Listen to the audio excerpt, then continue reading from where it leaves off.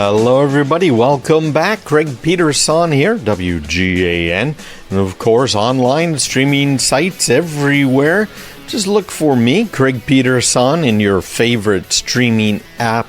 I listen to podcasts all of the time, and I use them. I mentioned in the last segment that I spend some time in the morning every day on the treadmill, trying to keep my heart rate up into that right range, and double check with your doctor if you have a question about what that range is. It used to be kind of your maximum heart rate was 200 minus your age. I'm not sure what it is now. I've heard people say it was like 220 or whatever, but double check. You don't want to stress it too hard.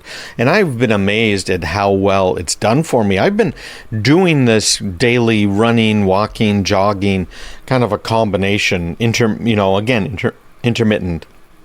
Going really fast, going slowly, relatively slowly. And I started this before Christmas last year. So I've been doing it now for a solid 3 months. Yeah, look at that. Solid 3 months. And it has made an amazing difference. I'm surprised how quickly my heart rate drops now after I've been exercising, and how not out of breath I am now in my healthy heart high-end range. It's been just absolutely phenomenal for me. And some people are saying that it does help, I think it's Dr. Fung, to get your core body temperature up when it comes to some of these viruses. So nothing like a little hard exercise to make that happen. Get that old cardio going. All right, so back to what we should be doing on the physical side when it comes to working from home. I have separate workspace, and I'm blessed to have this. We built this house 25, 30 years ago now. And when we built the house, we built an office off of the back. And it reminds me, I'm thinking back of I had 2 T1 data lines in here, which was like crazy fast. Who could possibly use so much data? And it was costing me about $5,000 a month. Can you believe that? Back in that day and age, it was rather expensive, shall I say. And now we've got 3.5 gigabits worth of data up and down here, because I run all kinds of trainings and everything right out of here. And it has been phenomenal. And it's so much cheaper. It's like a tenth of the price of what it used to be for those two T1 lines. And now I have way more bandwidth. I had 3 megabits up and down back then, and now 3.5 gigabits. It's wow. It is a lot faster, a lot cheaper. So I do have that physically separate workspace, but it isn't absolutely necessary. You don't need a dedicated office. And I remember thinking that I did. And I went out and I said, I'm not going to rent space for my company per se, like go out and rent this office and have room for secretary and other people or whatever.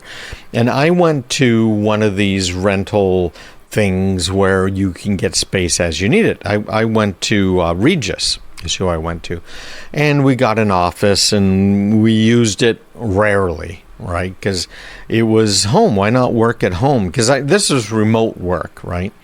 And I was remotely working, doing stuff for clients, and I found it was such a pain to go there, and then you had the office space to maintain. But again, I have a physical office off the back of the house, which is really nice.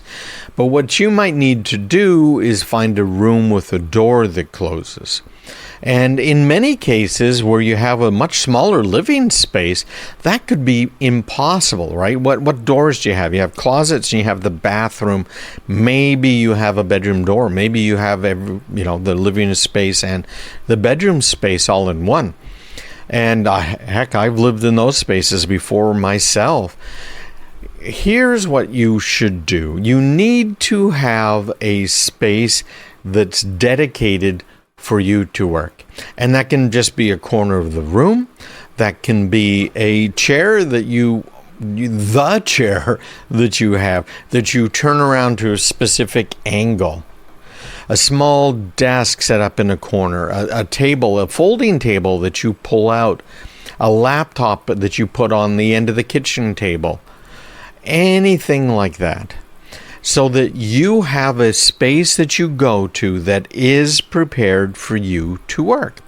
And the idea behind this is actually a really interesting psychological principle, that when you have a physical area that you go to that is set up for doing a certain type of work, your body will go into that mode. It's kind of like when you go to bed at night. You should not be doing what I do. I don't do this at night. I do it in the morning. But sitting there with your laptop or sitting there with your cell phone and doing stuff on it.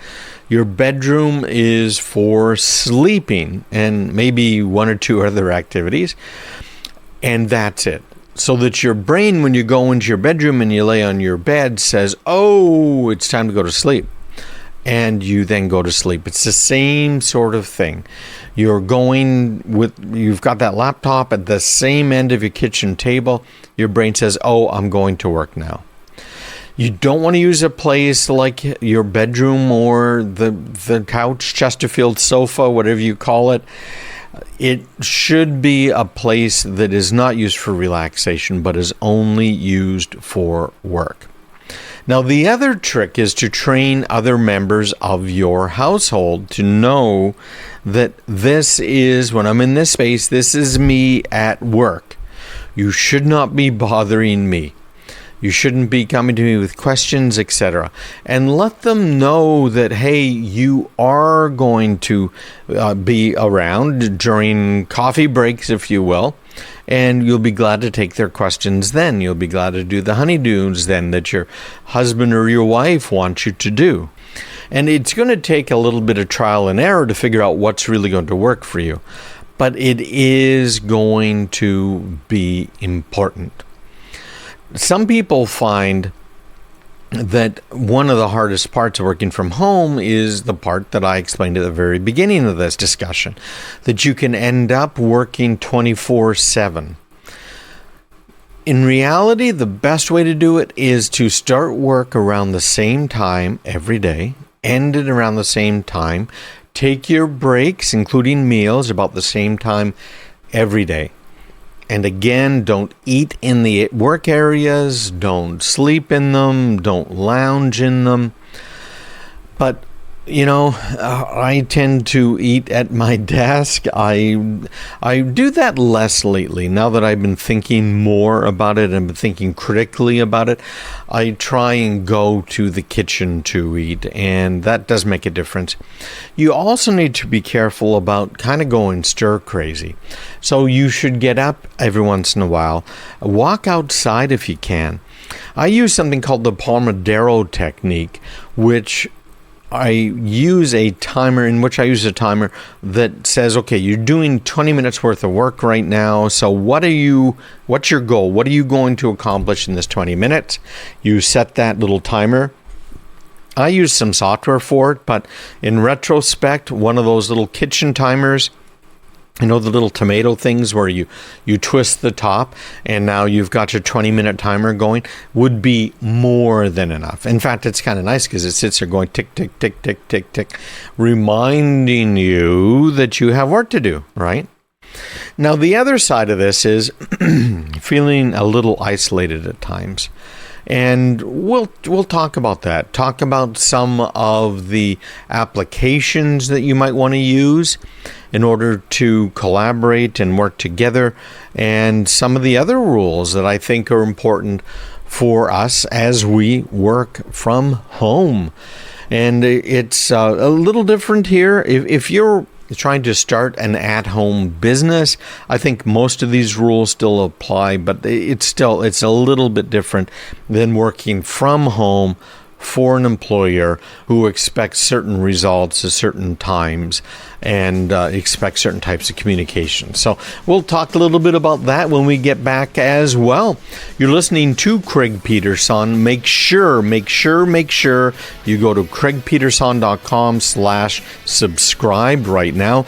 Craig Peterson, that's SON/subscribe, and get on some of these webinars I'm holding this week. And we'll be right back on WGAN.